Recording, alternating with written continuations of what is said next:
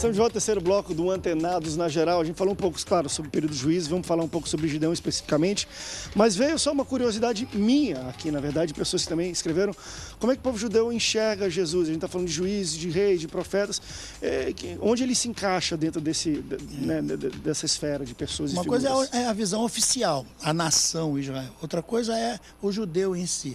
Aquele indivíduo que está na rua e que você conversa com ele, que você vai fazer compra na loja dele e tal. Então, para a maioria desses indivíduos, do cidadão judeu propriamente dito, porque a ideia de judeu que a gente tem é a nação toda. Não é. Judeu lá é religião. Porque a nação é Israel e o cidadão de lá é o israelense. Mas que se confunde, na verdade. E esse israelense ele com... pode ser cristão, 30% da população é cristã, 30% da população é muçulmana e 30% da população é judaica. Esses outros 10% se dividem em todas, até budista tem lá. Mas com detalhe, Israel não é um país laico não, viu? Não é um país laico não, tem religião oficial. E é democrata. E respeita as minorias, o que é mais interessante. Mas voltando aqui, aí quando a gente pesquisa com esse judeu, a maioria deles dizem Jesus foi um grande profeta. É a ideia que eles têm, entendeu? A diferença de nós cristãos para eles é que nós cremos em Jesus como Senhor, como Deus, me como fez lembrar Pedro, né? Quando Jesus pergunta, como Salvador, não é? Jesus pergunta assim: quem dizem os homens ser o filho do homem? Jeremias, Elias, um grande profeta. E aí Jesus pergunta: e vocês? Então essa relação pessoal, essa é a diferença entre igreja exatamente, essa relação pessoal com o Senhor é uma coisa particular da igreja e não pertence a um povo exclusivo no sentido de uma nação, efetivamente. É de quem o recebe, de quem o aceita. Só que hoje nós estamos agindo em muitos lugares, pastores, como o povo agia lá no tempo dos juízes. Porque nós estamos tirando essa glória que é de Cristo, que ela é transcendente, que ela é imortal, que ela é maravilhosa e espiritual, e colocando em pessoas humanas, em apóstolos, bispos, representantes, presidentes, não sei de onde. Quer dizer, quando a gente deposita a glória do ser todo-poderoso em homens semelhantes a nós incutimos no pecado já profetizado lá por Paulo em Romanos. Nós estamos cometendo erros, colocando a glória e a majestade sobre esses homens e estamos trazendo para nós mesmos a condenação, porque a ira de Deus se manifesta sobre todos aqueles que colocam a glória de Deus sobre esses homens mortais. Então, quando eu trato um pastor do meu Salvador, eu estou idolatrando, eu estou pecando. São dois movimentos. Um é quando o povo faz desse pastor um Salvador. E o outro movimento é quando esse pastor se diz Salvador também.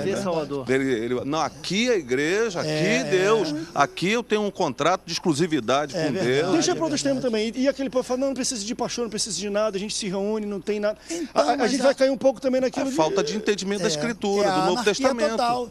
É a desilusão. Que existe também movimentos nesse sentido. Porque quando todo mundo começa a achar que esse pastor é realmente o Messias, e de repente descobre que ele é adúltero, que ele rouba dinheiro, que ele desvia não sei o quê.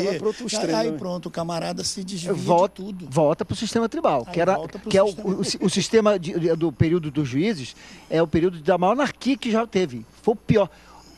Paradoxalmente, o que deveria ser a teocracia, né, que o pastor aqui comentou, foi o período de uma anarquia, porque, como o último versículo de Juízes fala isso, porque naqueles dias cada um fazia o que bem parecia reto. E por quê? Ou seja, o que dava na telha, dava na telha, o pastor falou muito bem, que dava na telha. Então, porque eles o referencial que eles tinham era referencial enquanto estava ali. Depois que o referencial saía, eles voltavam a fazer o que era errado. Deixa eu falar sobre o referencial de Gideão. O que a gente pode falar do tempo? Ele veio para alguma questão específica, diferente de outros juízes? Quais as características que Deus viu nele para fazer como Gideão juiz? Eu vejo em Gideão duas histórias.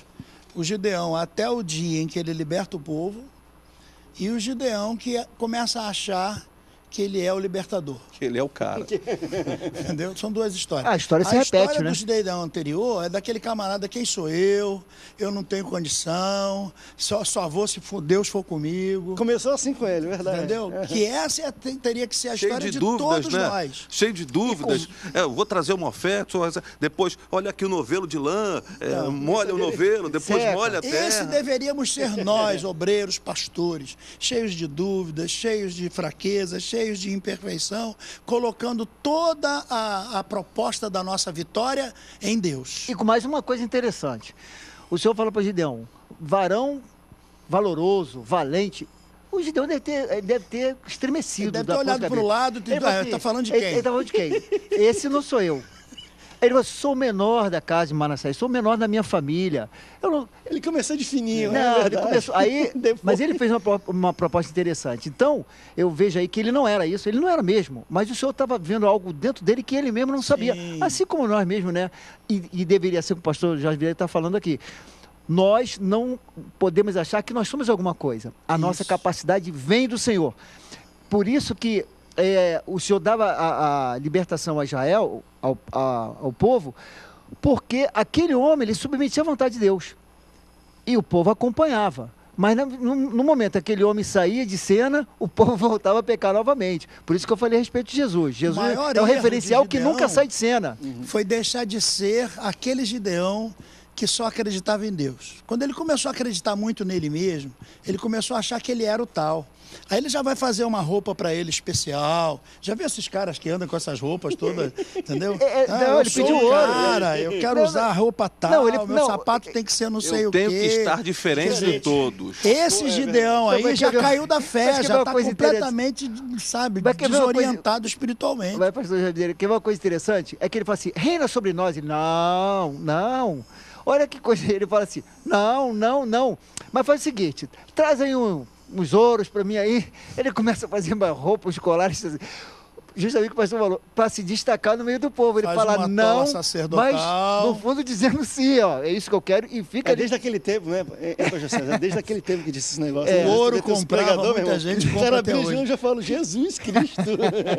A gente começa a ver que é o seguinte... A Bíblia é muito atual, né? A gente está falando de período... Gente, não, enfim, e o pregador, muitas vezes... Por isso que eu digo que a Bíblia é viva. Gente, as pessoas querem se destacar, mas não pela simplicidade da proposta do Evangelho. Porque o Evangelho, para o pastor, é uma proposta de simplicidade. Quanto mais ser humano esse pastor conseguir ser, mais ele vai atender à vocação de Deus na vida dele. E hoje parece que os seres humanos pastorais querem ser semideuses. Então ele tem que se diferenciar de todo mundo. O carro dele tem que ser o melhor carro.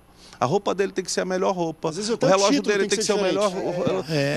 E aí não basta ser pastor, porque tem muito. Aí eu vou ser bispo. Mas aí não basta ser bispo, aí eu vou ser apóstolo. Aí já não basta ser apóstolo, eu vou ser patriarca. E daqui a pouco já não basta ser patriarca. Jesus Cristo 2. Eu sou semideus. Quando não basta ser Jesus? Os caras vão inventando. Vão inventando, bicho. Não tem parâmetro. O homem, no seu ardor, é inesgotável. Ele é Como Deus insaciável. tratou isso em Gideão? Como é que a gente pode ver como Deus tratou essa questão? Há momentos que não há volta. Não há retorno. Eita. Infelizmente, a vida ela é muito cruel com quem erra. E quando você erra, você não erra só com as pessoas. Veja, Gideão errou com aquilo que ele tinha de mais sagrado, que era o seu verdadeiro eu. A simplicidade. Aquele Gideão que disse quem sou eu, morreu. Foi completamente assassinado pelo Gideão egoísta, egocêntrico, vaidoso, ganancioso. Agora uma coisa importante. Que ele se tornou. Pastor Jorge Videira, mais uma coisa interessante que a gente vê se repetindo constantemente na Bíblia. Qual foi o legado que o Gideão deixou para os filhos a respeito do seu comportamento no final da sua carreira de mediador, de libertador, de rei, que não deixava de ser um rei ali. Os filhos dele simplesmente tomam a postura dele, não aparece como, na verdade, libertadores, e Abimeleque mata todos os irmãos para tomar o poder. Ou seja, mas é interessante que a gente vê, às vezes, até alguns, enfim, profetas... Tentaram implantar uma dinastia. E juiz, né? isso acontece também com outros, né? Ele não foi o único que aconteceu com questão de filhos que não souberam administrar.